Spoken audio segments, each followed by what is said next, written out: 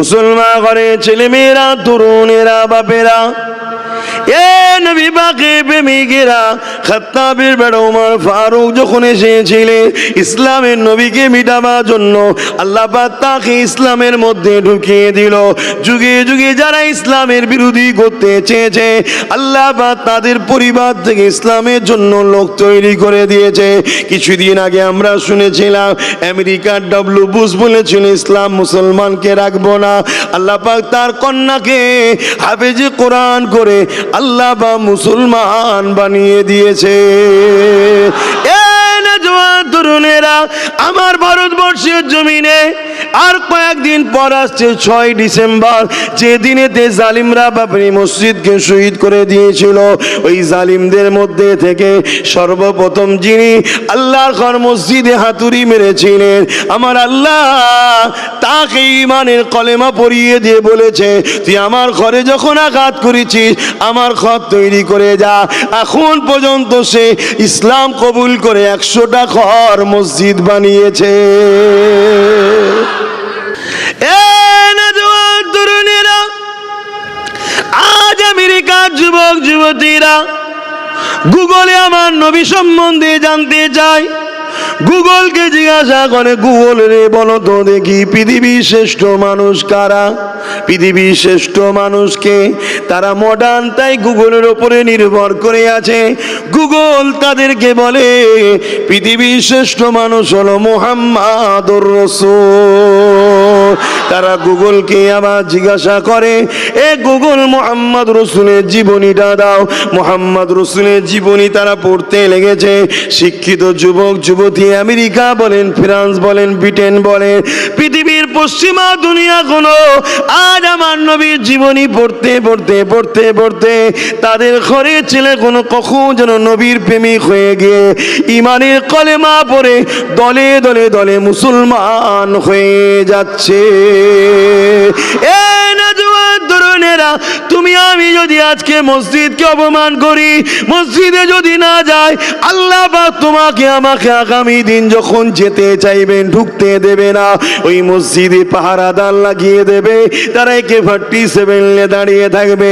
এই থাকতে থাকতে তুমি মসজিদে যাতায়াত করো। কিছুদিন আগে দেখছিলাম মসজিদগুলোর সামনে বাঁদরগুলো নাচতে লেগেছে। আজকে আবার দেখছি মসজিদে সার্ভের নামে আগুন পর্যন্ত ধরিয়ে দেওয়া হচ্ছে।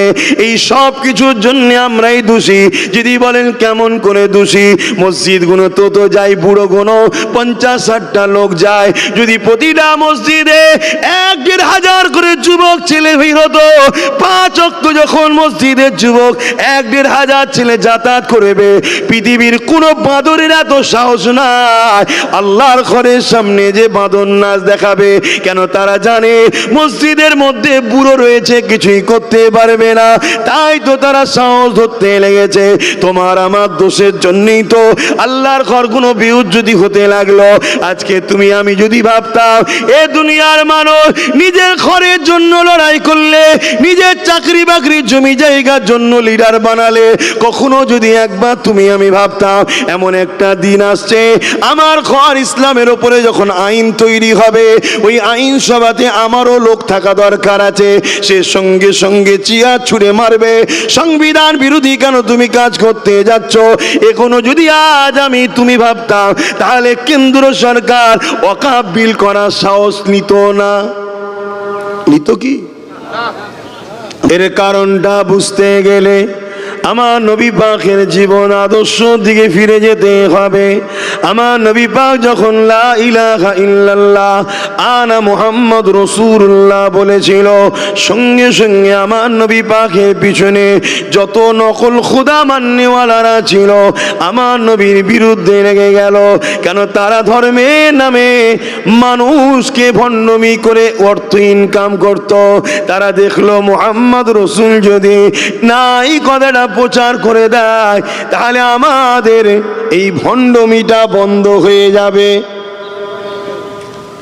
তাহলে এই একটা দুশ্মন বেরোলো, শুনছেন তো? সেই দিনেতে আবু জেহেল, উতবা, সাইবা আমার নবী পাক যখন বলেছিলেন তোমরা নারীদের উপরে জুলুম বন্ধ করো, তারা আমার নবী পাকের দুশ্মনী শুরু করলো। কারা দুশ্মনী শুরু করলো? যারা নারীগুলোকে ভোগের পাত্রী বানিয়ে দিয়েছিল।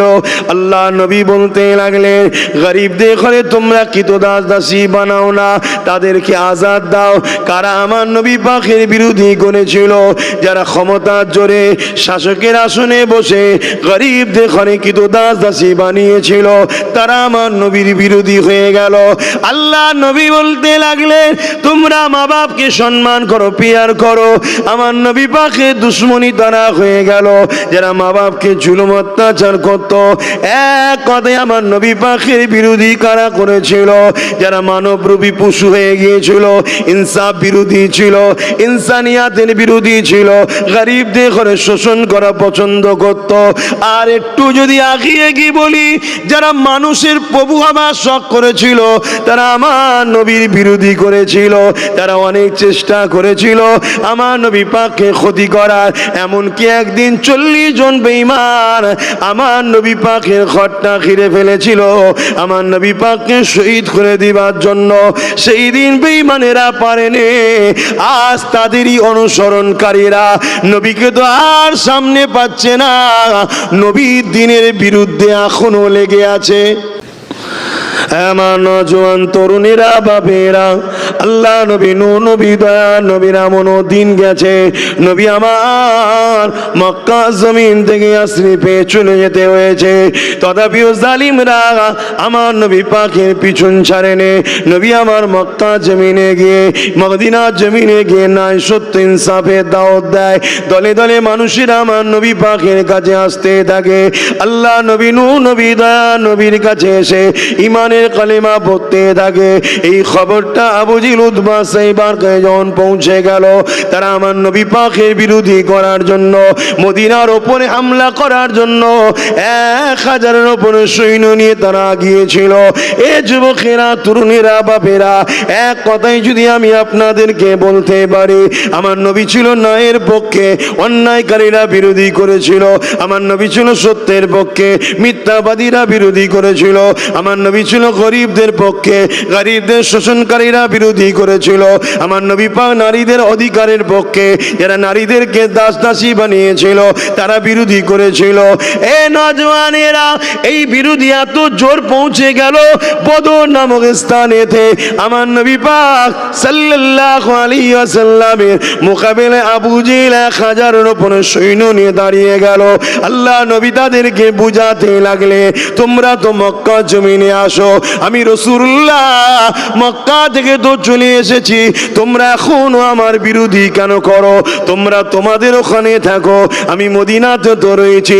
কিন্তু আবু জেহেল দেখলো আমার দিকে 1000-এর উপরে সৈন্য রয়েছে আর মুহাম্মদ রাসূলের দিকে মাত্র 313 জন রয়েছে। এই সুযোগ কাজে লাগাতে হবে। আজকের দিনের সাথে মিলাবেন। আবু জেহেল দেখছে আমার হাতে 1000 সৈন্য, তার বেশি অস্ত্র আছে, তরোয়াল আছে, তীর আছে, বল্লম আছে, ঘোড়া আছে, হাতি আছে। আর মোহাম্মদ রসুল এসেছে মাত্র 313 জন। নেই অস্ত্রও নেই, তরোয়ালও নেই, তীরও নেই, বল্লমও নেই, খালি পায়ে তারা এসেছে, খাজুরের ডাল হাতে। আবু জেহেলের মনে হলো যে এই সুযোগে এদেরকে নির্মূল করে দিতে হবে। আজকে এরকম আবু জেহেল বেরিয়েছে, তারা দেখছে সব ক্ষমতা আমার হাতে, মিলিটারি আমার, ফোর্স আমার, কোর্ট আমার, জজ আমার, নেতা আমার, সব আমার। এই সুযোগে এদেরকে পায়ের উপরে পা দিয়ে ঝগড়া করে হলেও মিটাতে হবে। এই বুঝছেন না? বুঝছেন না? কিন্তু ইতিহাসের শেষটা শুন একটু। এই পর্যন্ত তো শুনলি, এর পরেরটা শুন কি হয়েছিল। অসুবিধা হচ্ছে নাকি?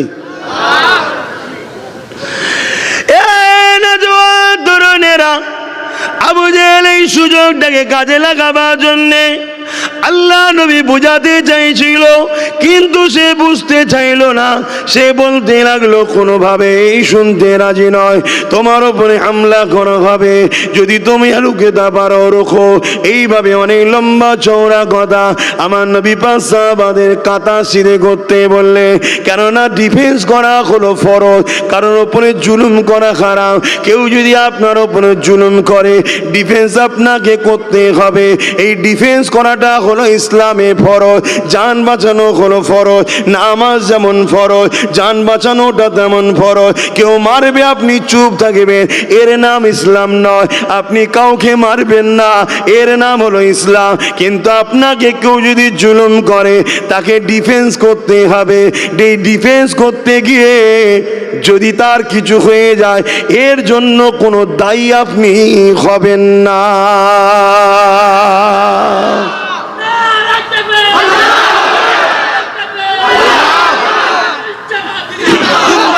আজ বড় প্ল্যান চলছে, আমাদেরকে ডিফেন্স করাটাও ভুলিয়ে দিয়েছে। বুঝতে পারছেন না? আমাদের ঘরে ডিফেন্স করাটাও ভুলিয়ে দিয়েছে। আমাদেরই সমাজের মুসলিম সমাজের রেহনুমা ঘুরে বেড়ায়, তারা বলে বাবা সবর করো, তওবা করো, আল্লাহ আছে, দোয়া করো। কথা বুঝছেন না, বোঝেন না? এই একটা পরিকল্পনা, এই পরিকল্পনার ছোট্ট একটা নমুনা বলে যায়। হযরতে সালাউদ্দিন আইবি হুজুরের কাছে একদিন মেসেজ এলো, একটা খবর এলো যে একজন মানুষ এসেছে, বড় দরবেশ মানুষ, সুফি মানুষ, আল্লাহওয়ালা মানুষ। শুনছেন তো? লোক তার কাছে দিবানার মতো ছুটছে, প্রচুর মানুষ তার কাছে যাচ্ছে, তার কথাবার্তা মানুষ শুনে উন্মুগ্ধ হয়ে যাচ্ছে, খুব চর্চা হচ্ছে তার। হযরতে সালাউদ্দিন আইবি তিনি ছদ্মবেশে সেই মানুষটার কাছে গেল, গিয়ে জিজ্ঞেস করছে, হযরত, যদি ইসলামের ওপরে জালিমদের আঘাত শুরু হয়ে যায়, জুলুম করা শুরু করে, এই জায়গায় আমাদের কি করা দরকার? ওই সুফি দরবেশ তখন কি বলছে জানেন? বলছে সবর করে দোয়া করতে হবে। হযরতে সালাউদ্দিন আইবি তার হাত ধরে আঙুল কেটে দিয়েছে। ও লাফ মেরে উঠেছে, চিৎকার চেঁচামেচি শুরু করেছে। সালাউদ্দিন আইবি বলছে, বল তুই আসল কে?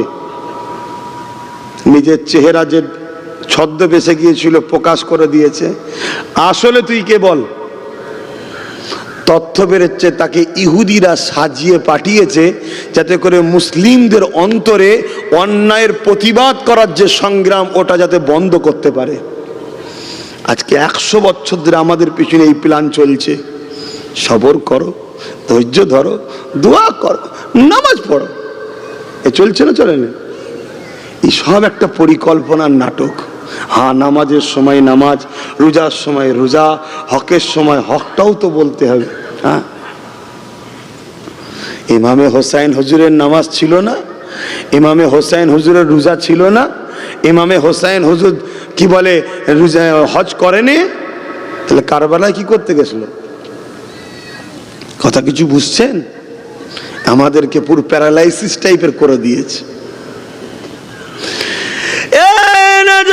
তরুণেরা, এমন নবী পাখির উম্মতিরা বারবার বারবার বিশ্ব জুড়ে ইসলামকে নিয়ে নানা রকম চক্রান্ত করা হয়েছে।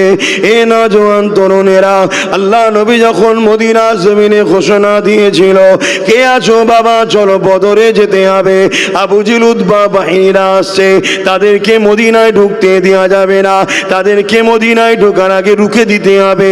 এই কথাটা শোনার সাথে সাথে এক বাড়িতে বাপ আর বেটার মধ্যে কথা কাটাকাটি শুরু হয়ে গেছে। কিসের কথা কাটাকাটি? এই কথা কাটাকাটি আল্লাহ ও রসুলের প্রেমের জন্য হতে লেগেছে। বাপ বলতে লেগেছে, বাবা ছেলেরে তুমি ঘরে থাকো, আমি বাপ রসুল্লাহর সাথে ওই আবু জেহেল বাহিনীকে রুখতে যাব। ছেলে বলতে লেগেছে, না আব্বা যান, আপনি ঘরে থাকেন, আমি রসুল্লাহর সাথে যাব। এ যুবকেরা, তরুণেরা, কি রকম ইমান তিনাদের ছিল দেখে। বাপ বলতে লেগেছে, আমি যাব, আর ছেলে বলতে লেগেছে আমি যাব। এই বিচারটা রাসূলুল্লাহর কাছে চলে এলো। আল্লাহ নবী সাহাবাদেরকে নিয়ে বসে আছে। ওই বাপ এসে বলতে লেগেছে, ইয়া রাসূলুল্লাহ হাবিবাল্লাহ, আমার ছেলে আমার কথা শুনতে চায় না। আমি ছেলেকে বলতে লেগেছে আমি রাসূলুল্লাহর সাথে যাব। ছেলে বাইনা করছে না আমি যাব। আল্লাহ নবী বললেন, বাবা এ আমার মুরব্বী সাহাবী রে, আপনি ঘরে থাকেন, আপনার যুবককে আমার সাথে যেতে দেন। কেন আপনার বয়স হয়েছে, ঘরে থাকেন। ওই মুরব্বীটা আসমানের দিকে মুখ করে বলে, এ আল্লাহ, কেন আমার বয়স হয়ে গেল? আমি যদি যুবক থাকতাম, ইসলামের প্রথম দিনটা হকের জন্য না এর জন্য রাসূলুল্লাহর পাশে দাঁড়াতাম, এটা আমার জন্য আখিরাত বড় কল্যাণময় হতো। এ যুবকেরা, তরুণেরা, প্রেমিকেরা, এই কথা দ্বারা কি বোঝাতে চাইছে? তারা নিজেদের জানকে আল্লাহর রাস্তায় দিবার জন্য রেষারেষি করত। আর তোমাকে আমাকে যদি বলা হয়, বাবারা, সামান্য দুনিয়া দুদিনের লোভ লালসাটা ছেড়ে দিয়ে আল্লাহ দিনকে বাঁচাবার জন্য নিজেরা নিজেদের পায়ে মজবুত হয়ে দাঁড়াও। আমাদের সময় নেই, যদিও সময় থাকে, সামান্য একটু লোভ দেখালেই বিক্রি হয়ে যাবে। কি গো, ভুল বলছি? আজকে এই জায়গাটা আমাদের হলো কেন? আমরা বিক্রি হয়ে তো আজকে এই জায়গায় এসে দাঁড়িয়েছি।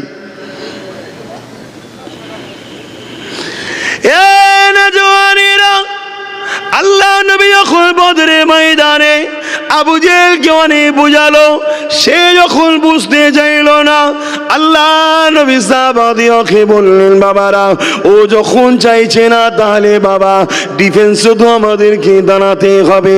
কাতারটা সিধে করো বাবা।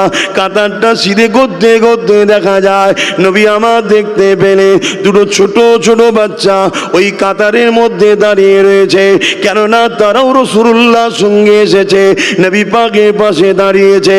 কিন্তু বাচ্চাদের তো যাবার অধিকার নাই, বাচ্চাদের তো যাবার ইজাজত নাই।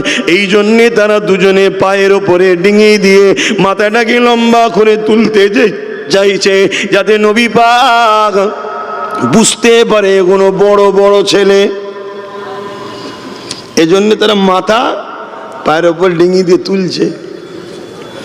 আল্লাহ নবী বুঝতে পেরে গেলেন, তাদের সামনে দাঁড়িয়ে বললেন, বাবারা, এই ময়দানে তো বাচ্চাদের থাকার নিয়ম নাই, এখানে অনেক লড়াই হয়ে যাবে বাবা, জালিমরা অত্যাচার করবে বাবা, তোমরা তোমাদের মায়ের কাছে ফিরে যাও বাবা।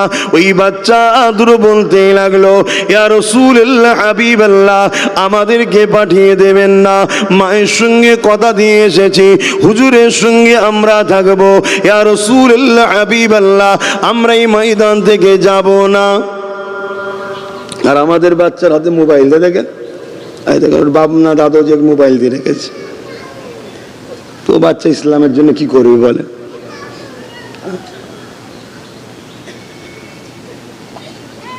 আহা, আমরা যে জায়গায় পৌঁছেছি এটা আমাদের পাওনা হচ্ছে। আমি আবার বলছি, ইসলাম ছিল, আছে, থাকবে। তুমি আমি মিটে যাব, আল্লাহ নতুন একটা প্রজন্ম তৈরি করবে, তাদের হাতে ইসলামের দায়িত্ব আল্লাহ তুলে দেবে। জোরে বলুন সুবহানাল্লাহ। যারা ইসলামকে মিটাতে গেছে, হয় তাদের ঘরের থেকে, নাই তাদেরকেই আল্লাহ ইসলামের ছায়াতলে নিয়ে চলে এসছে।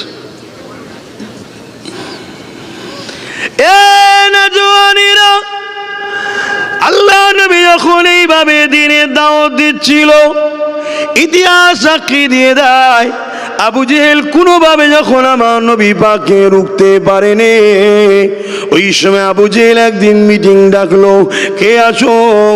আব্দুল্লাহর বেটা মুহাম্মদ রাসূলুল্লাহ শের মোবারককে কেটে নিয়ে আসতে পারবে?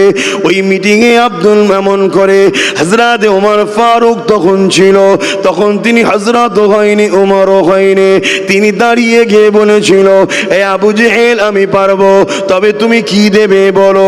অনেক লম্বা চওড়া কথা, অনেক কিছু দিবার অঙ্গীকার হয়েছিল। হযরতে উমর ঘোড়ার পিঠে উঠে বললে যাবার সময় বলে গিয়েছিল আবু জেহেল 39 জন সবে কলেমা পড়েছে, সবে মাত্র 39 জন দিন ইসলামকে কবুল করেছে।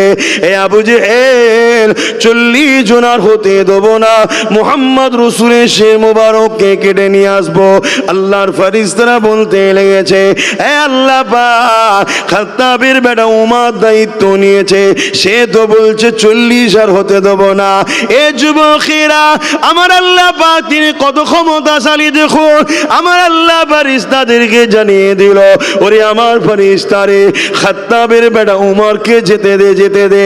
আমি আল্লাহ, ও বলছে 40 হতে দেব না, আমি আল্লাহ উমরকেই 40 বানিয়ে দেব। আরো জোরে বলুন সুবহান।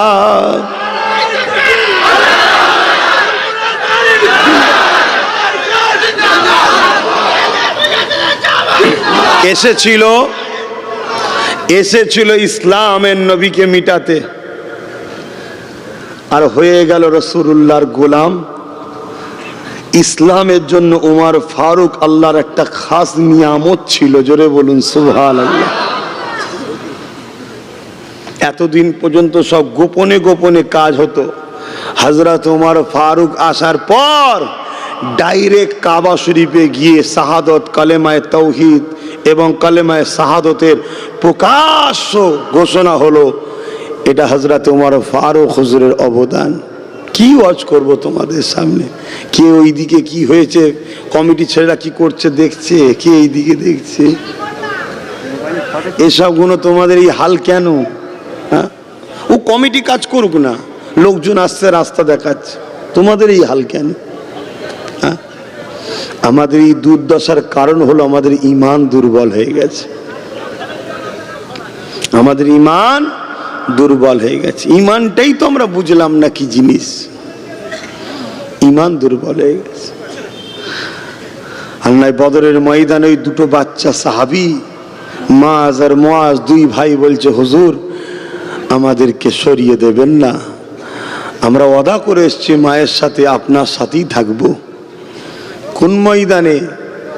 যেখানে তরোয়ালের আঘাতে মানুষ টুকরো টুকরো হয়ে যায়, সেখানে যাবার জন্য। এবং রাসূল তাদেরকে বলছে বাবা তোমাদের এখন সময় হয়নি, কাঁদাকাটি শুরু করেছে। আমি বলেছিলাম আব্বা আচ্ছা আপনারা একটু সামনে সরে সরে আসেন, তো সরে সরে আসেন, শীতের বেলা এক্ষুনি আসর হয়ে যাবে, সরে সরে আসেন। এই দিকটা বিশেষ করে আসেন, ডান দিকটা তবুও টাইট হয়ে আছে, বাঁ দিকটা সরে সরে আসে। এরা একটুখানি ছেড়ে দিতে পারলে সুবিধা হতো।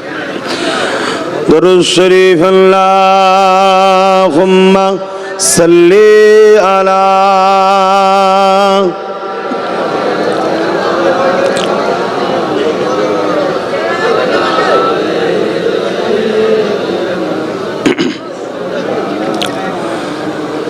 फलक पर चाँद जैसा है, नबी का नाम ऐसा है, दिलों से गम मिटाता है, मोहम्मद नाम ऐसा है।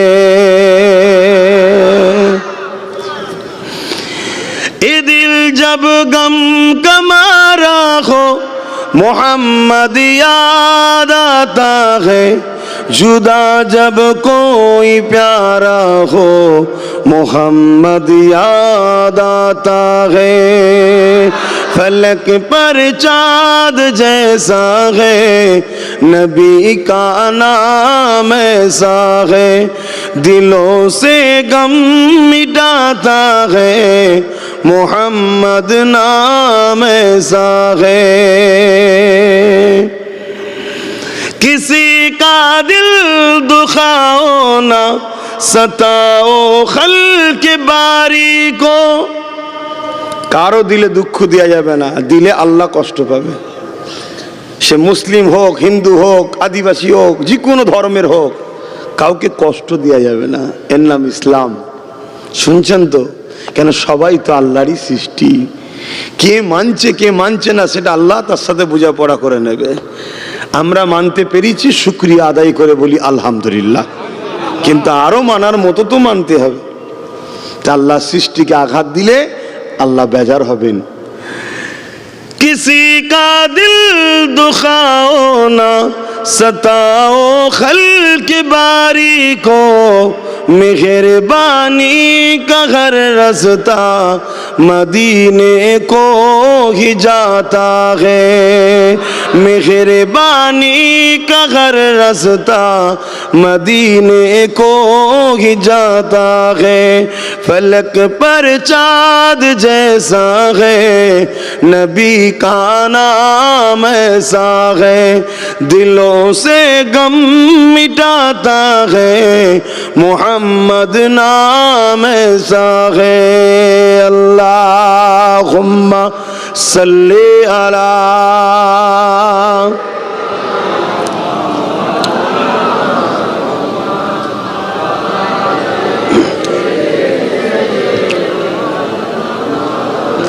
মুসলমান ঘরে ছেলেমেয়েরা, তরুণেরা, বাপেরা, এ নবী পাকের প্রেমিকেরা, খাত্তাবের বেটা ওমর ফারুক যখন এসেছিলেন ইসলামের নবীকে মিটাবার জন্য, আল্লাহ পাক তাকে ইসলামের মধ্যে ঢুকিয়ে দিল।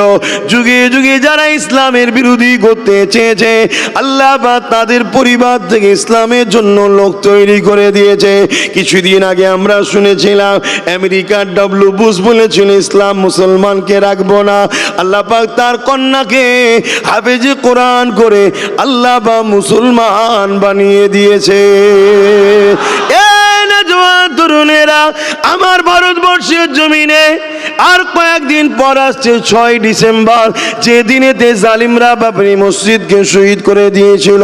ওই জালিমদের মধ্যে থেকে সর্বপ্রথম যিনি আল্লাহর ঘর মসজিদে হাতুড়ি মেরেছিলেন, আমার আল্লাহ তাকে ঈমানের কলেমা পড়িয়ে দিয়ে বলেছে, তুই আমার ঘরে যখন আঘাত করেছিস আমার ঘর তৈরি করে যা।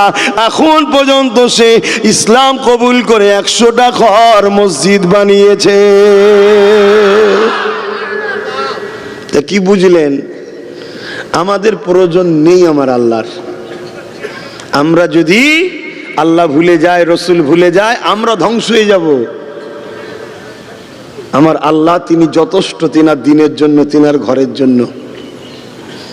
কথা বুঝছেন না?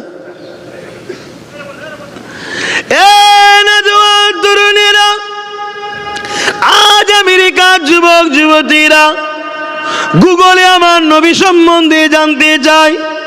গুগলকে জিজ্ঞাসা করে, গুগল রে বলো তো দেখি পৃথিবীর শ্রেষ্ঠ মানুষ কারা? পৃথিবীর শ্রেষ্ঠ মানুষকে তারা মডার্ন, তাই গুগলের ওপরে নির্ভর করে আছে। গুগল তাদেরকে বলে পৃথিবীর শ্রেষ্ঠ মানুষ হলো মুহাম্মাদুর রাসূল।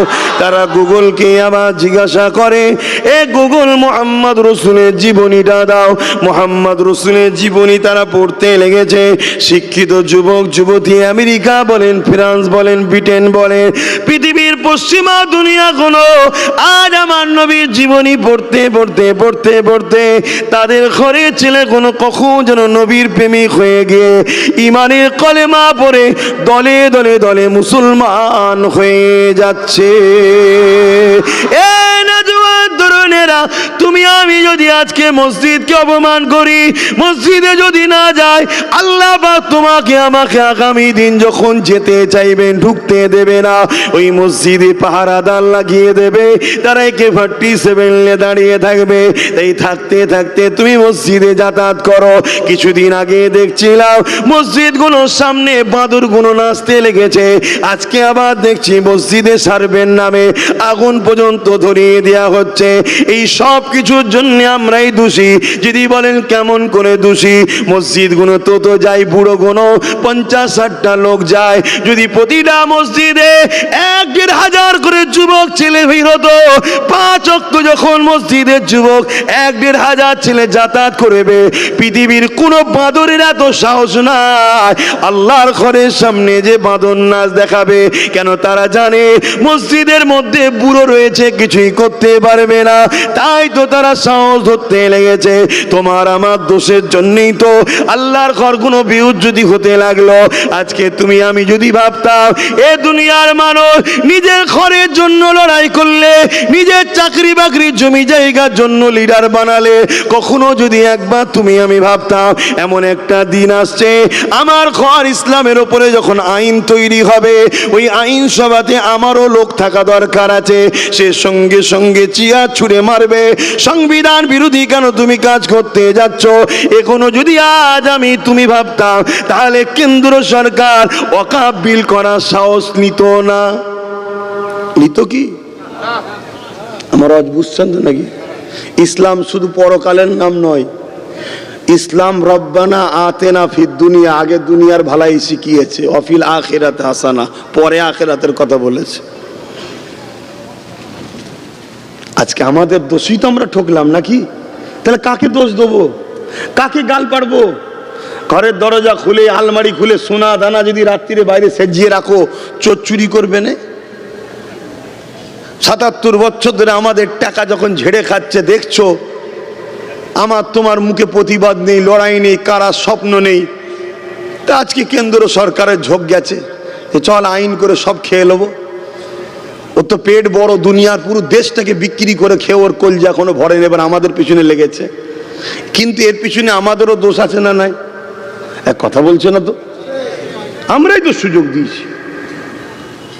আচ্ছা, এখনো সময় আছে, তওবা করো, পরিবর্তন হও, মসজিদগুলো আবাদ করো, নবীকে ভালোবাসো, আল্লাহকে ভয় করো, অলি আউলিয়াদের কাতারে চলো। কথা বুঝে আসছে? আলেম দুই ধরনের হয়, আলেম দুই ধরনের হয়। এক আলেম হচ্ছে খৈরুল উলামা, আর এক হচ্ছে শররুল উলামা। এক ভালো উলামা, এক খারাপ উলামা। ভালো উলামা কারা? যারা মুখ খুলবে আল্লাহ রসুলের জন্য, জোরে বলুন সুবহানাল্লাহ। আর খারাপ উলামা কারা? এলেম অর্জন করেছে ঠিকই, কিন্তু দুনিয়ার তাগুতি শক্তির কাছে অর্থের জন্য বিক্রি হয়ে গেছে। যেমন হতভাগা আকবর দিনে ইলাহি বার করেছিল, জানেন না? কথা বলছো না তো, জানেন? এসব তো খবর রাখবেন না। হতভাগা আকবর দিনে ইলাহি বার করেছিল, কোরআনের বিরুদ্ধে একটা কিতাব বার করেছিল। ওই কিতাবটা কি আকবর লিখেছে? ওই কিতাবটা লিখার জন্য আকবর টাকা খরচ করে মুফতি মৌলানাদের ঘরে হায়ার করেছে, ভাড়া করেছে, করে তাদের দ্বারা দিয়ে লিখিয়েছে। এরা হলো দুনিয়াদার উলামা, পয়সার লোভে লিখে গেছে। লিখে গিয়ে সব সময় আকবরের গুণগান গায়। কথা বুঝছেন না, বোঝেননি? এখনো এরম চলছে না, চলে না? হ্যাঁ, চলছে। আকবর যদি কিছু ভুল করে ফেলে, মুসলমান যদি আওয়াজ তোলে, অমনি ওই মৌলানা কোনো সামনে দাঁড়িয়ে যায়, আরে ওটা এরকম নয়, ওটা এরকম, মশলা ঘুরিয়ে দিল। কেন? আকবরের তো লিয়েছে। আর নবীর পক্ষে যারা উলামা হবে তারা হলো ইমামে আজম আবু হানিফা নু'মান বিন সাবিত, জোরে বলুন সুবহানাল্লাহ। জেলখানার মধ্যে নিয়ে চলে গেছে একটা ফতোয়াকে শুধু জায়েজ করাবার জন্যে। লাস্ট ওই জেলখানার মধ্যে হুজুর বিষ পান করিয়ে হুজুরকে শহীদ পর্যন্ত করে দেওয়া হয়েছে, জানতে দিয়েছে। তথাপিও বলেছে মশলা আমার বাপের নয়, মশলা আমার রাসূলুল্লাহর, জোরে বলুন সুবহানাল্লাহ। ইমামে মালিক রাহমাহুল্লাহ তিনাকে এত মার মেরেছে, পুরো শরীরে বেতের আঘাতের দাগ, ফেটে রক্ত বেরোতো শরীর দিয়ে। কথা বুঝে আসছে? তথাপিও তিনি বলেছেন শরীয়তের বিরুদ্ধে কোনো কাজ করা যাবে না। ইমাম বুখারী, তিনার উপরেও কত জুলুম হয়েছে, বুখারা শহর ছেড়েতে চলে গেছে, তথাপিও রাসূলুল্লাহ দ্বীনের বিরুদ্ধে যায়নি। এটা হলো আল উলামা ওয়ারাসাতুল আম্বিয়া, জোরে বলুন সুবহানাল্লাহ। আসেন, আমি যে আলোচনা করতেছিলাম, আল্লাহ নবী নবী দয়া নবী যখন বদরের ময়দানে দাঁড়ালেন, একদিকে 1000-এর উপরে জালিম বাহিনী, অত্যাচার বাহিনীদের হাতে অস্ত্র রয়েছে, তীর রয়েছে, বল্লম রয়েছে, আর সাহাবা হুজুররা খাজুরের ডাল নিয়ে দাঁড়িয়ে আছে। মাত্র 313 জন, তার মধ্যে 2 জন ছোট ছোট বাচ্চা। কিসের জোরে ওই বাচ্চা দুটো এই ময়দানকে ছাড়তে চাইছে না, কাঁদতে লেগেছে। ইয়া রাসূলুল্লাহ, আমাকে এই নিয়ামত থেকে সরিয়ে দেবেন না, আমি আপনার পাশে দাঁড়াতে চাই। ইয়া রাসূলুল্লাহ, আপনি আমাকে পাঠিয়ে দেবেন না, আম্মাকে বলে এসেছি। আল্লাহ নবী বাচ্চা দুটোর বাইনা দেখে, কান্না দেখে বড় ভাইকে ইজাজতটা দিয়ে দিল। ঠিক আছে, একজন থাকো বড়, আর একজন ঘরে চলে যাও। ওই সময় ছোট ভাইটা আসমানের দিকে মুখ করে বলে, এ আল্লাহ, কেন আপনি আমাকে ছোট করলেন? আজ আমি যদি বড় হতাম, রাসূলুল্লাহ সঙ্গে আপনার জন্য, দিনের জন্য, হুজুরের জন্য জালিমদের মোকাবেলায় দাঁড়াতে পারতাম।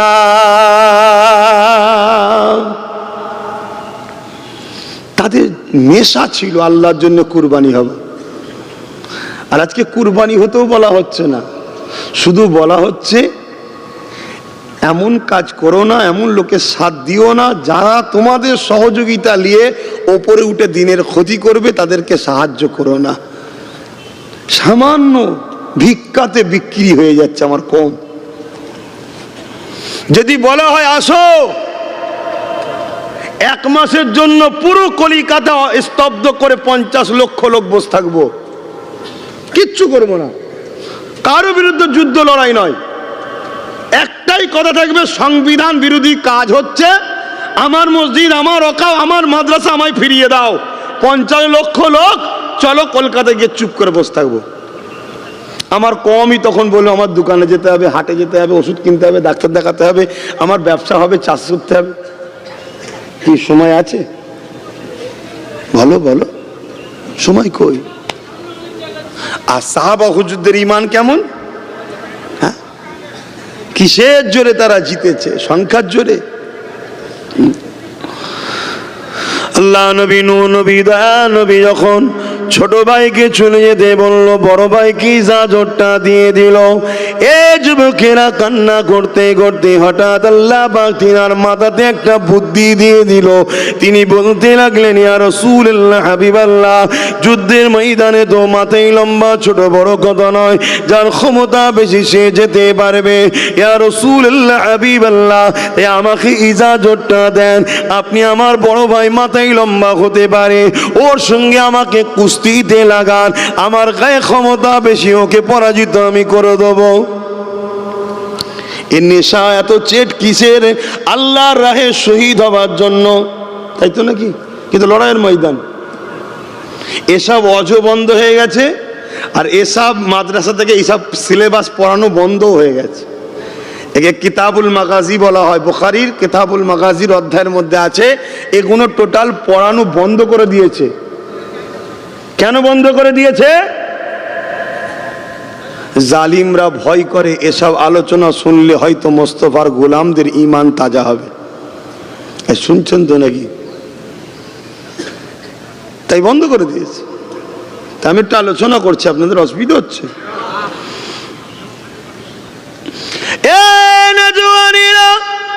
আল্লাহ নবী মুচকে আসিলেন। নবী আমার বুঝতে তো পেরেছেন, তাই নবী আমার সাহাবাদিওকে বললেন, বাবারা দেখো বাবা, এদের কত ইচ্ছা আল্লাহর জন্য নিজেকে কুরবানি করার। ঠিক আছে, তুমি যখন বলছো কুস্তিটা লেগে যাও। দু ভাই কুস্তি শুরু হয়ে গেল। ছোট ভাই বড় ভাইকে ইশারা করতে লাগলো, ভাই আল্লাহ নবী তো তোমাকে ইজাজত দিয়ে দিয়েছে, তুমি তো কিয়ামতের দিন পেয়ে যাবে নাজাত। নবীর সঙ্গে ইসলামের জন্য তুমি হকের পক্ষে দাঁড়িয়েছিলে, আমার রাস্তাটা কেন তুমি রুখবে ভাই? এই তুমি ইচ্ছা করে হেরে যাও, আমার জন্য রাস্তাটা ক্লিয়ার করে দাও। আমার বুঝাবার উদ্দেশ্য একটা, তারা আল্লাহর জন্য, নবীর জন্য নিজেদের জান পর্যন্ত দিতে ইচ্ছা হয়েছে। আজ আমরা সামান্য সময় দিতে পারি না, সামান্য অর্থ দিতে পারি না, সামান্য কোনো জালিম থেকে নিজেকে একটু দূরে সরিয়ে রাখতে পারি না, এবং নিজেরা মেহনত করে নিজেদের একটা ক্ষমতা ক্ষমতা তৈরি করতে পারি না, বারবার বিভিন্ন জনের সহযোগিতা করে আসতে লাগলা, বারবার কখনো এর দলদাস, কখনো ওর দলদাস, কখনো তার দলদাস, এই করতে করতে আমরা আসতে লাগলা। এ যুবকেরা, তরুণেরা, এ নবী পাকের প্রেমিকেরা, সব লাঠি হাতছাড়া করতে নাই, কিছু নিজের হাতেও রাখতে হয়। কেন? সমাজে যুগে যুগে পাগলা কুকুর বেরিয়েছিল, আজও বেরোবে, তখন তোমার লাঠিটা কাজে লাগবে।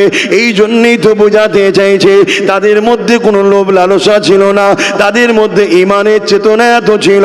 দুই ভাইতে কুস্তি লেগে গেল, বড় ভাইকে জমিনে ফেলে দিল, ছোট ভাই বুকের উপরে বসে পড়ল। ইয়া রাসূলুল্লাহ, হাবিবাল্লাহ, দেখুন আমি জিতে গেছি। আল্লাহ নবীর কাছে খুশি করতে লাগলে, নবী আমার ছোটকে ইজাজত দিয়ে দিলে। এ যুবকেরা, তরুণেরা, লড়াই শুরু হয়ে গেল। একদিকে 1000 উপরে জালিম জাহান্নামের কুকুরগুলো অস্ত্র নিয়ে দাঁড়িয়ে আছে, অপর দিকে আমার আল্লাহর দিবানাগুলো হাত খালি নিয়ে দাঁড়িয়ে আছে। কিন্তু আল্লাহ পাকের ক্ষমতা দেখো, 313 জনের কাছে 1000-এর উপরে জালিমরা পরাজিত হতে বাধ্য হয়ে গেল। আমার আল্লাহ 313 জনকে কামিয়াবি দিয়ে দিলে।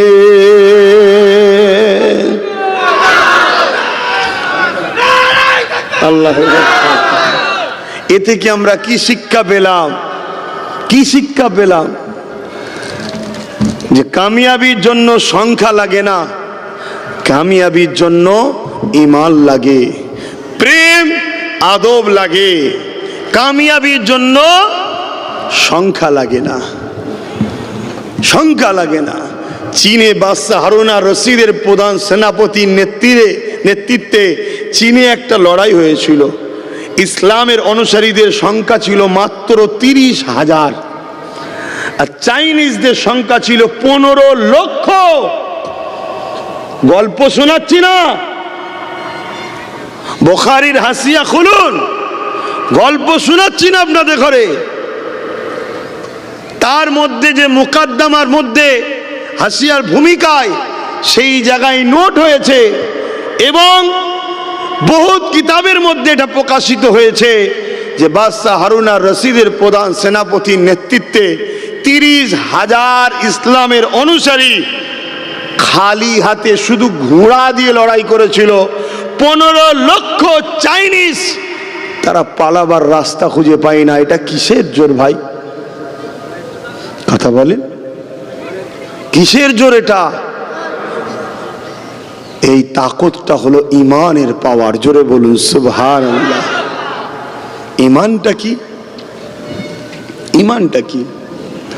বিস্তারিত হলো আমানতু বিল্লাহি ওয়া মালাইকাতিহি ওয়া কুতুবিহি ওয়া রাসূলিহি ওয়াল ইয়াউমিল আখিরি ওয়াল কদরি খাইরিহি ওয়া শাররিহি মিনাল্লাহি তাআলা ওয়াল বা'সি বা'দাল মাউত। এটা বিস্তারিত।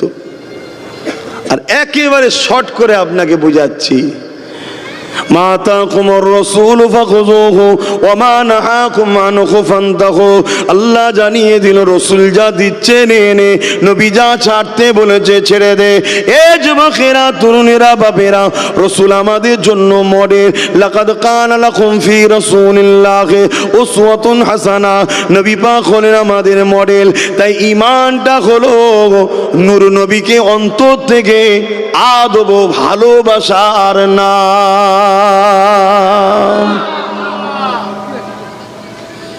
এটা যার যত বেশি আছে তার ঈমান তত বেশি আছে।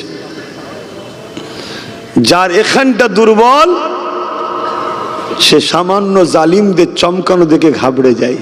আর যার এখানটা প্রেম বেশি, সে সর্বসময় আল্লাহর কাছে দোয়া আছে, আল্লাহ আপনি আমাকে নামাজি বানিয়েছেন, রোজাদার বানিয়েছেন, হাজি বানিয়েছেন, আল্লাহ আপনি আমার নসিবে শহীদটাও রাখেন। কি রাখেন? শহীদ। কেন? শহীদ বেহিসাব জান্নাতে যাবে। জোরে বলুন সুবহানাল্লাহ।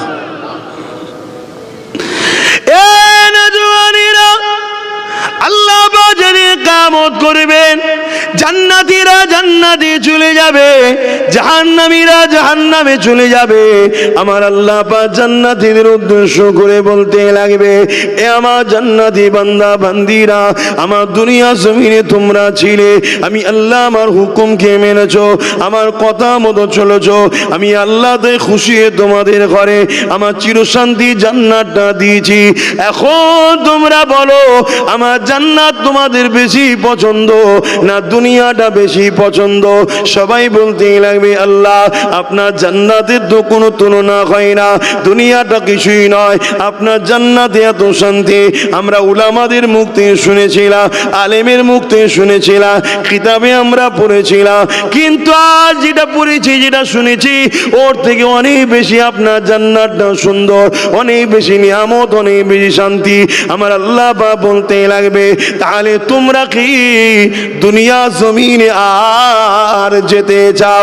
সমস্ত জান্নাতীরা বলবে, না যেতে চাই না, আল্লাহ পাক এই শান্তি জায়গা ছেড়ে যেতে চাই না।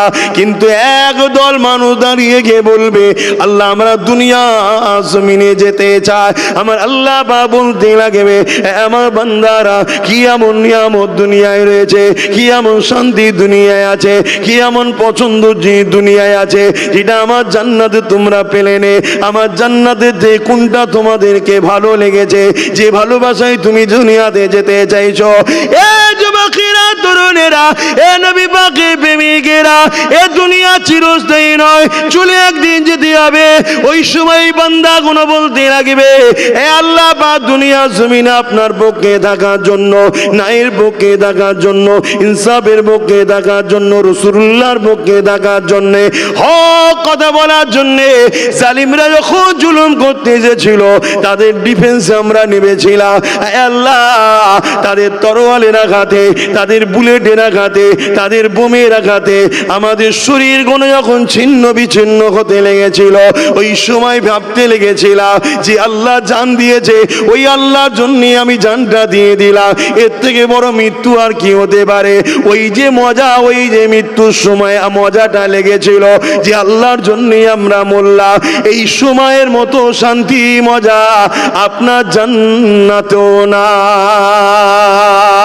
আরো জোরে বলুন সুবহান আল্লাহ।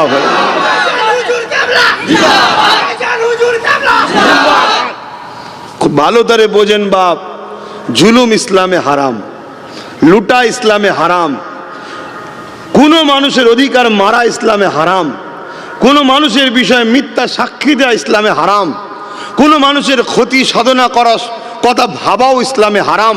সে তোমার ধর্মের হোক আর নাই হোক, অন্য ধর্মের মানুষের সঙ্গেও খারাপ ব্যবহার করা হারাম। কিন্তু নিজের জান বাঁচানো ফরজ। শুনছেন তো নাকি?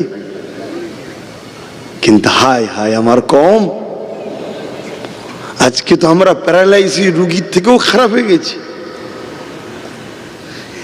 যারা সোজা হয়ে দাঁড়াবার উপযুক্ত নয় আমাদের সামনে, আজকে তারা বড় বড় কথা বলে চলে যাচ্ছে। যারা সোজা হয়ে দাঁড়াবার ক্ষমতা রাখে না, তারা আজকে আমাদেরকে ঘাড় ধরে বার করে দিবার কথা বলে। এর জন্য দোষী তুমি, আমি, বাপ, ভাই, মা, বোন। কেন? তুমি আমি মূল স্রোত থেকে সরে গেছি। মূল স্রোত হলো মুহাম্মাদুর রাসূল সাল্লাল্লাহু আলাইহি সাল্লাম। বড় প্ল্যান করে আমাদেরকে সরানো হয়েছে। কেউ কোরআন দেখিয়ে সরিয়েছে, কেউ নামাজ দেখিয়ে সরিয়েছে, কেউ দাড়ি টুপি দেখিয়ে সরিয়েছে, কেউ হজ দেখিয়ে সরিয়েছে, আবার কেউ ভণ্ড সেকুলার গুণকে দেখিয়েও সরিয়ে দিয়েছে আমাদের ঘরে। আমরা বোকার মতো হুজুরকে ছেড়ে দিয়ে আজকে দিশেহারা হয়ে গেলাম। মনে রাখবেন, আল্লাহ আর আমাদের বীজখানে মোহাম্মদ রসুল আছে। জোরে বলুন সুবহানাল্লাহ।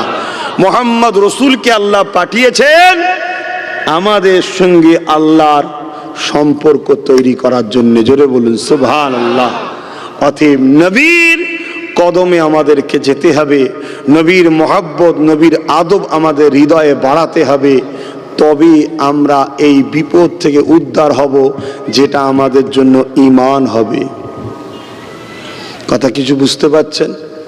অনেকে বলবে ধর্মকে বাঁচাবার জন্য তরোয়াল ঘরে ঘরে রাখো।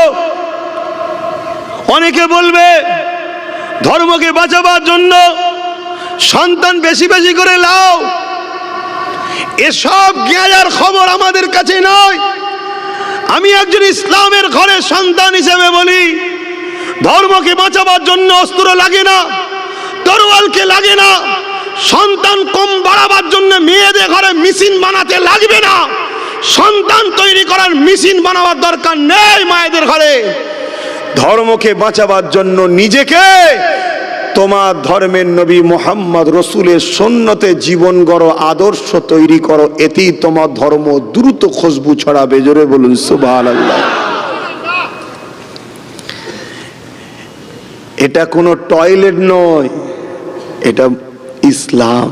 কথা মাথায় ঢুকছে না? ঢোকেনি? আচ্ছা, আতর, আতর একে যত লাড়া দিয়েছে যুগে যুগে, এর খুশবু তত মানুষের নাকে নাকে গেছে, আর মানুষ খুশবু শুকতে শুকতে শুকতে শুকতে মোহাম্মদ রসুলের গোলাম হয়ে গেছে। জোরে বলুন সুবহানাল্লাহ। এটা কোনো দুর্গন্ধ নয়, এটা সুগন্ধ। তাই যত ইসলামের পিছনে লাগবে, মনে রাখবেন মায়ের পেটের বাচ্চা পাওয়ার আগে একটা ব্যথার দরকার হয়। ব্যথা যত বাড়বে জানবেন বাচ্চা তাড়াতাড়ি আসবে, ফুটফুটে একটা সন্তান আপনি তোহফা পাবেন।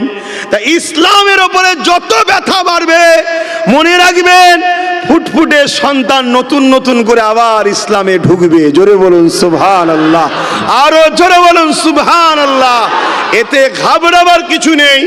কিন্তু সমস্যা আবার ঘুরিয়ে বলছি, আমাদের ভুলের জন্য আমাদের বাচ্চা, আমাদের পরিবারদের অনেকের রক্ত ঝরবে আমাদের ভুলের জন্যে। আমাদের ভুলটা কি? আমরা মুহাম্মদ রসুলকে ছেড়ে দিয়েছি। আমরা একে লিডার বানিয়েছি, ওকে লিডার বানিয়েছি, ওকে ইমাম বানিয়েছি, ওকে এই করেছি। আরে আমাদের তো একজনই সব কিছু, মুহাম্মদ রসুল সাল্লাল্লাহু আলাইহি সাল্লাম। দ্বিতীয় কাউকে তো আল্লাহ মডেল করেনি। হুজুরের পক্ষে যে আমরা তার পক্ষে, নবীর পক্ষে যে নয় আমরা তার পক্ষে নয়। এই আকীদার উপরে তো আমরা থাকতে পারলাম না। আমরা কখনো কারো কোরআন পড়া দেখে তার বিশ্বাস করেছি, কখনো কার একটু মিষ্টি কথা শুনে, সেকুলার কথা শুনে তার উপরে বিশ্বাস করে নিয়েছি, কখনো কারো সুন্দর দাড়ি টুপি জুব্বা দেখে তার উপরে বিশ্বাস করে নিয়েছি। আরে এখনো শরিয়াতের ইউনিফর্ম, আসল জিনিসটা দেখো। তার মধ্যে তোমার হুজুর কোথায় আছে? তার মধ্যে তোমার হুজুরের ভক্তি, তোমার হুজুরের আদব, তোমার হুজুরের প্রেম, তোমার হুজুরের ভালোবাসা তার অন্তরে কোন জায়গায় আছে দেখো। যে তোমার হুজুরের নয়, তুমি যদি তার হতে চাও সে তোমায় লুটবে লুটবে লুটবে। আর যে তোমার হুজুরের হবে মনে রেখে দিও, সে কখনো গাদ্দার হবে না। কিন্তু আজকে সে রাস্তা তো আমরা ধরতে পারিনি। এটা নামাও না, একটু কমাও, কমিয়ে দাও। কথা বুঝছেন তো ভাই? আমার কথাই কি আপনাদের অসুবিধা হচ্ছে? আমি একটা জিনিস বুঝাতে চাইছি।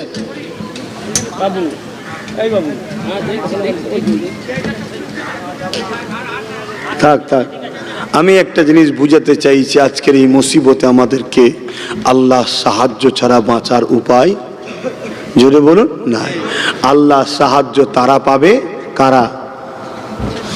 قل إن كنتم تحبون الله فاتبعوني يحببكم الله ويغفر لكم ذنوبكم والله غفور رحيم। বড় কাফলাম কুল মামানা ফরমায়ে, আল্লাহ আমার নবীকে বলছে আপনি বলুন, ইন কুনতুম তুহিব্বুনাল্লাহ, যারা বলে আল্লাহকে ভালোবাসি, এরা যদি সত্যবাদী হয় তাহলে এদেরকে একটা পরীক্ষা দিতে হবে। কি পরীক্ষা দিতে হবে? ফাত্তাবিউনি, আগে যেন আমার নবী আপনার ইত্তেবা করে। শুনছেন তো? আমরা যদি বলি আল্লাহকে ভালোবাসি, এটা সত্য না মিথ্যা? ওই সত্য মিথ্যার একটা পরীক্ষা। কি পরীক্ষা?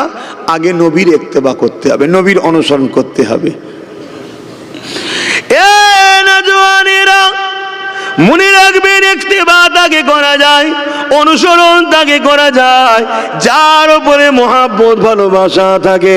তাহলে फत्ताबिउनी की अंदर प्यार पुसीदा है, प्यार छुपा हुआ है, लिहाजा माना एक हुआ फत्ताबिउनी, যারা আপনাকে ভালোবেসে মেনে নেবে, ভালোবেসে ইত্তেবা করে নেবে, আমি আল্লাহ পাক জানিয়ে দিই হাবিবকুমুল্লাহ, আমি আল্লাহ তাদেরকে ভালোবাসবো। আর আল্লাহ যাদেরকে ভালোবাসবে তাদের তো দুনিয়াতেও চিন্তা হবে না, আখিরাতেও চিন্তা হবে না।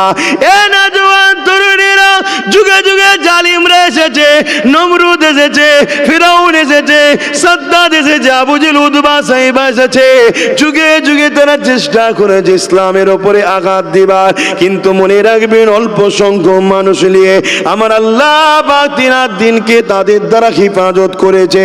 এই বিষয়ে আর একটা নমুনা বলে দিয়ে যায়। হযরত আবু বকর সিদ্দিক যখন খলিফাতুল মুসলিমিন হলেন, ওই সময় একটা ব্যক্তি মুসাইলামাতুল কাজ্জাব নামে সে মিথ্যা নবী দাবি করে বসলো। এ যুবকেরা, তরুণেরা, আল্লাহ পাক কোরআনের মধ্যে জানিয়ে দিলেন ওয়ালাকির রাসূলুল্লাহ ওয়া খাতামান নবী, আমার নবী পাক হাদিসে জানিয়ে দিলেন আনা খাতিমুন নবী, আমি শেষ নবী। এই জায়গাতে মুসাইলামাতুল কাজ্জাব সে মিথ্যা নবী দাবি করে বসলো।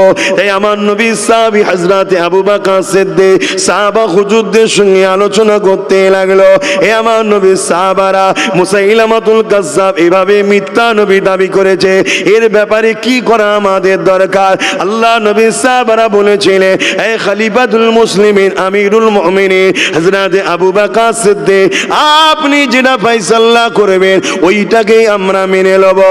এ নওজওয়ান তরুণেরা, হযরত আবু বকর সিদ্দিক ওই সময় বলতে লেগেছিল, কেউ যদি মিথ্যা নবী দাবি করে এতে আমার নবীর খাতমে নবুয়তের কোনো অসুবিধা হবে না, এতে আমার নবীর কোনো যায় আসে না, আমার নবীর কোনো ক্ষতি হবার ব্যাপার নেই।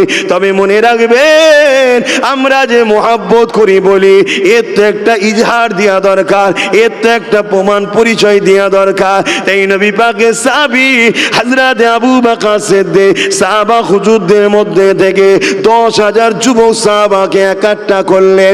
কি জন্য একাট্টা করলেন? ওই মৃত্যু কাজ্জাব মুসাইলামাতুল কাজ্জাবকে উপযুক্ত জবাব দিবার জন্য। শুনছেন তো? হ্যাঁ, আমিও জানি আকাশে চাঁদ উঠলে দেখবেন কুকুর আকাশমুখো হয়ে ঘেউ ঘেউ করে। দেখেছেন কখনো? আকাশে চাঁদের দিকে কুকুর মুখ করে ঘেউ ঘেউ করে। আচ্ছা বলুন তো, পৃথিবীর সব কুকুর যদি এক জায়গায় এসে, কথাটাকে ভালো করে শুনবেন, পৃথিবীর সব কুকুর যদি এক জায়গায় এসে আকাশে চাঁদের দিকে মুখ করে ঘেউ ঘেউ করে, আচ্ছা এতে চাঁদের কিছু হবে? আর চাঁদটাও তো আমার হুজুরের নূর থেকে তৈরি, কথা বুঝে আসছে? ও তো হুজুরের সাদকাতে তৈরি। যদি পৃথিবীর সব কুকুর ডেকে যদি চাঁদের কিছু না হয়, তাহলে এটাও জানি পৃথিবীর সমস্ত মানবরূপী কুকুরগুলো আমার নবীর পিছনে ঘেউ ঘেউ করে, আমার নবীর কিচ্ছু হবে না। জোরে বলুন সুবহানাল্লাহ, আরো জোরে বলুন সুবহানাল্লাহ। কিন্তু আল্লাহু আকবার, কিন্তু আমাদের একটা ভালোবাসার ইজহার দেখানো দরকার আছে না নাই? যে আমরা ভালোবাসি, এই দরকার আছে না নাই? তা হযরত আবু বকর সিদ্দিক বললেন যে আমার নবীর সাহাবারা মুসাইলামাতুল কাজ্জাব মিথ্যা নবী দাবি করেছে, এতে আমার নবীর কিছু যায় আসে না, কিন্তু আমরা সাহাবী হিসাবে, নবীর গোলাম হিসাবে আমাদেরও তো একটা কর্তব্য আছে কিছু। তা 10,000 যুবক সাহাবাকে ঠিক করলেন। আর মুসাইলামাতুল কাজ্জাবকে লাগিয়েছিল কারা? বিদেশি শক্তি, ইহুদি খ্রিস্টানরা সাথ দিয়েছিল, 90,000 সৈন্য তৈরি করেছিল। তার পিছনে সমস্ত রকম ফান্ড, অস্ত্র টস্ত্র সব দিয়েছিল, দিয়ে আমার নবীর বিরোধী করেছিল। আমার নবীর যুগে যুগে বিরোধী হয়েছে রে বাবা, এটা নতুন নয়। ওই চিঙ্গিস খান নাম শুনেছেন না? বাগদাদকে পুরো উজাড় করে দিয়েছিল, কয়েক হাজার আলেম উলামাকে হত্যা করেছে, 1 কোটির উপরে মুসলমানকে মেরেছে। কি ইসলামকে মুছে দেবো? চিঙ্গিস খান মিটে গেছে, 250 কোটি মুসলমান পৃথিবীতে আছে। জোরে বলুন সুবহানাল্লাহ। হালাকু খান নাম শোনেন না? হালাকু খান দাজলা নদীর পানিকে লাল করে দিয়েছে, মুসলমানদের মাথার খুনিগুলোকে নিয়ে বিরাট বড় বড় রাজপ্রাসাদ তৈরি করেছে, এত মুসলমান মেরেছে। উদ্দেশ্য কি? ইসলাম মুছে দেবো। আরে ইসলাম কি সমস্যা করেছে? বলছে না, তুই তোর ঘরটা আলো করছিস, করগে যা, তোর আলোয় পুরো এলাকা আলো হয়ে গেছে, আমি চুরি করতে পারছি না, এই জন্য চোরের রাগ। দেখছেন না টিভিতে ডিবেট হচ্ছে, লা ইলাহা ইল্লাল্লাহ, শয়তানদের মুখে উচ্চারণও তো হয় না, খোদার গজব দেখেন কেমন, কিন্তু বলতে যাচ্ছে লা ইলাহা ইল্লাল্লাহ মুহাম্মদ রাসূলুল্লাহ, নেই কোনো এলাহা এক আল্লাহ ছাড়া।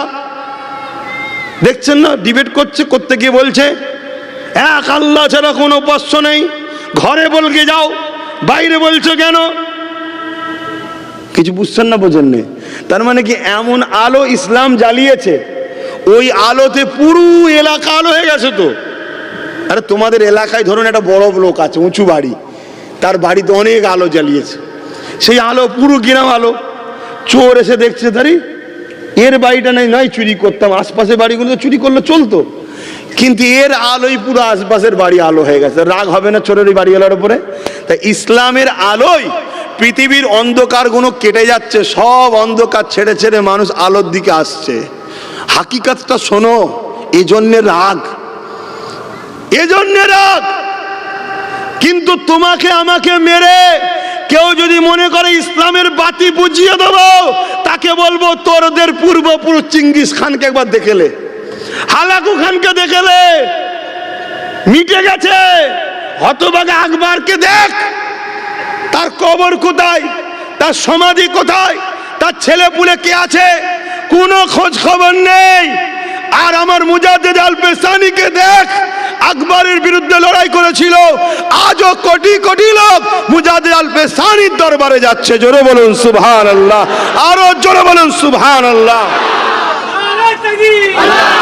ভাইয়ের আমার, এই পৃথিবীতে কেউ লম্বা গলা করে বলতে পারবে যে আমি ফেরাউনের ছেলে, ফেরাউনের বংশধর? এক কথা বলছে না তো, কিন্তু আমরা সবাই গর্ব করে বলবো আমরা মুসা নবীর রুহানি আওলাদ। জোরে বলুন সুবহানাল্লাহ। এই পৃথিবীতে কেউ বলতে পারবে এজিদ আমার বংশের পূর্বপুরুষ দাদু হয়? এই কেউ বলতে পারবে? কিন্তু আমরা সবাই বুক ঠুকে বলবো আমরা হোসাইনি, আমরা হোসাইনের মতো আমরাও হকের জন্য গর্দান কাটাতে রাজি আছি। জোরে বলুন সুবহানাল্লাহ। আজকের দিনেও পৃথিবীর জমিনে কেউ বলতে পারবে না যে আমি নমরুদের উত্তরসূরি। কথা বুঝে আসছে না? নাই কেন, হক হক থাকে। তাই বলবো আমাদের দোষে আমরা ভুল করেছি, তার খেসারত তো আমাদের দিতে হবে। কিন্তু ইসলামকে যদি তুমি টার্গেট করো, শোনো বন্ধু, তওবা করে শুধরে যাও।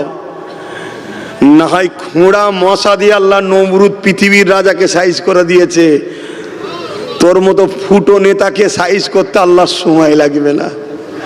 কথা মাথায় ঢুকছে না? ঢোকে না? হ্যাঁ, আমি এটাই বুঝাতে চাইছি। যদি বলেন তাহলে আমাদের কি হবে, আমাদের একটা জিনিসই উপায় আছে, ইসলাম ও নবীর সঙ্গে জড়িয়ে যাও, চেপে যাও, এমন ভাবে চাপো যাতে করে ইসলামের তোমার উপরে আঘাত দিলে যেন ইসলামের গায়ে টাচ হয়, তোমার উপরে আঘাত দিলে যেন নবীর গায়ে টাচ হয়। আল্লাহ তাহলে ওটাও করতে দেবে না, তোমাকে বাঁচিয়ে দেবে। জোরে বলুন সুবহানাল্লাহ, আরো জোরে বলুন সুবহানাল্লাহ। তো ভাই, সময় তো হু করে চলে যাচ্ছে, কি আলোচনা করব? আসলাম অনেক বছর পর, তারপরও এলোমেলো ভাবে যতটুকু আল্লাহ বলালেন বললাম। তবে আসুন একটু নূর নবী দয়ান নবীকে সালাত ও সালাম দেব। ইয়া নবী সালাম,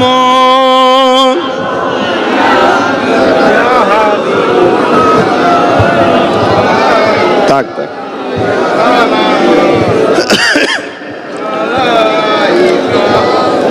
বাপজান আমার, আমাদের কওমের মধ্যে একটা ইখতিলাফ আছে, এই দাঁড়িয়ে সালাম নিয়ে নিজেদের মধ্যে মতনৈক্য আছে না নাই? এক কথা বলেন। এ বাবু, এরম করছো কেন? যাও, এত ভালো জিনিস না, এটা ধর্মসভা। যখন জনসভায় আসবো তখন করবে, কিছু বলবো না। জানেন তো নাকি আমি আর একটা কাজ করি, হারাম করি নাকি? হ্যাঁ, আজকে যদি আমার কথা মানতে কত ভালো হতো না, যদি আমাদের বেশ কিছু থাকতো লড়াই ভালো হতো না হতো নি, কিন্তু বুঝবে পরে, পরে বুঝবে, তখন উপায় থাকবে না হয়তো। যাক, আল্লাহ আমাদেরকে হিদায়েত করো, বলুন আমিন। আরে বাপ, লোহা না হলে লোহা কাটা যায় না, মুফতি না হলে মুফতির মতোয়া কাটা যায় না। একটা মুফতি ফতোয়া দেবা, চাওয়ালা যদি বলে ভুল হয়েছে, লোক চাওয়ালাকে পিটবে, সত্যিও যদি ভুল হয়ে থাকে তাও পিটবে। হ্যাঁ, মুফতি সাহেব বলেছে না, কিন্তু আর একজন মুফতি যদি বলে এটা ভুল হয়েছে, তাহলে কিন্তু দম থাকবে, তাই না? তা ঠিক তেমনই লোহা না হলে লোহা কাটতে পারে না। তাহলে একটা জায়গায় আইন তৈরি হচ্ছে, 2024 অ্যাক্টের নামে ওয়াকাফকে ঝেড়ে নেবো, এই তো সারাংশ কথা। তো এই আইনটা রুকার জন্য বাইরে থেকে শুধু চিল্লালে হবে? ওই আইনটাকে রুকার জন্য ওখানে যদি আমাদের লোক থাকতো, পুরো দেশ জুড়ে গোটা 20-30ও যদি থাকতো, থাক না 200-500, তোদের অসুবিধে নেই, গোটা 30 ইমানদারি যথেষ্ট। শুনছেন না শোনেননি?